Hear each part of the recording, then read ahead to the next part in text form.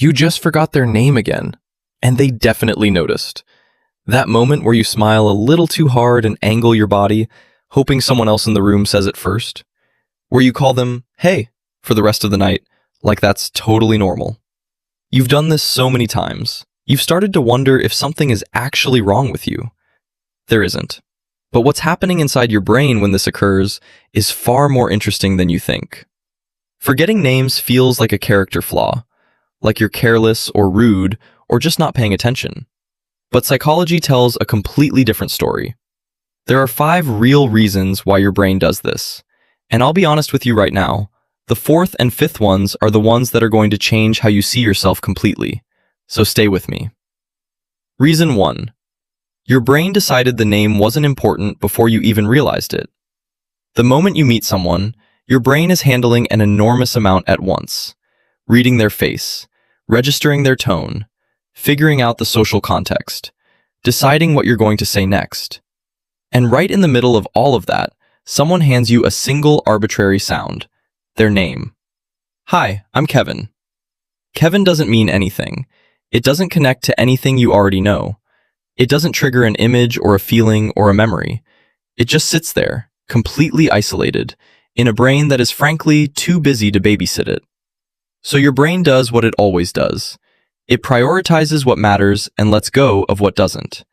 And a random label, heard once, in the middle of a social situation, it rarely makes the cut.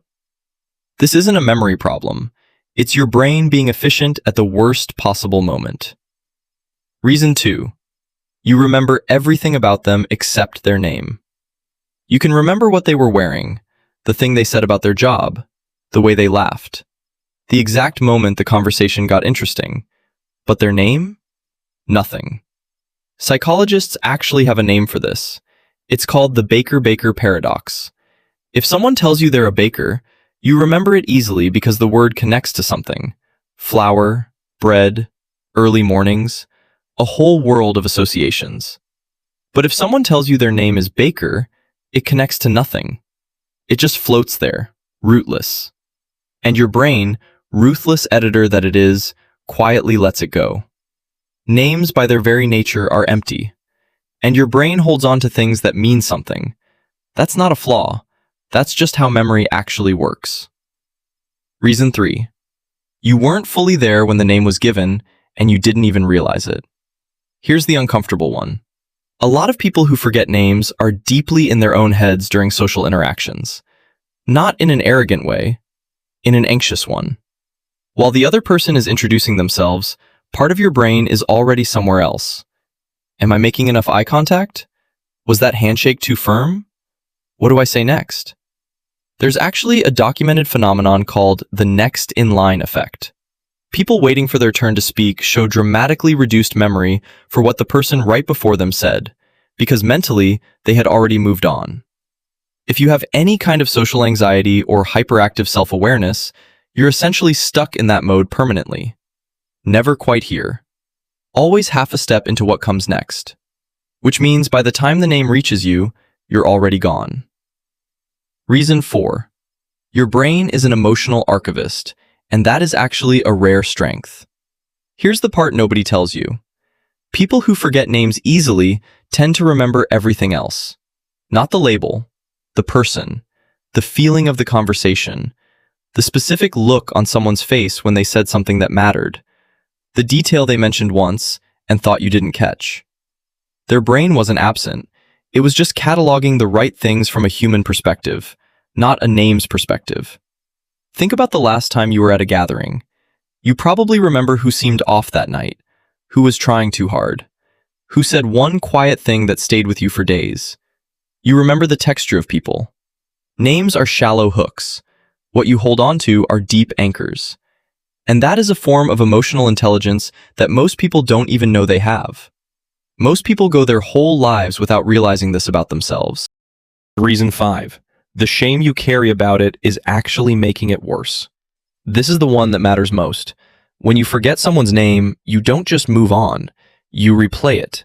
You feel guilty. You start overcompensating, acting extra warm, avoiding any situation where you'd have to use their name. secretly hoping they introduce themselves again without realizing you've already met.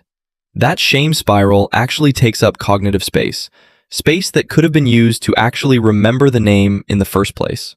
The moment you decide that forgetting a name makes you a bad person, your brain splits its attention between the interaction and the self-criticism, and you lose the name even faster. Stop treating it like a moral failure. It isn't one. And the moment you let go of the guilt, you actually start remembering better. Not because of a trick, because your brain finally has room to focus. So the next time someone's name disappears the moment after they say it, now you know exactly what's happening. Your brain is overwhelmed, prioritizing meaning over labels, or half lost in its own internal conversation. None of those things makes you careless. None of them makes you rude. They make you human. A very specific kind of human who remembers how people feel, not what they're called. And honestly, the people who matter will never hold that against you.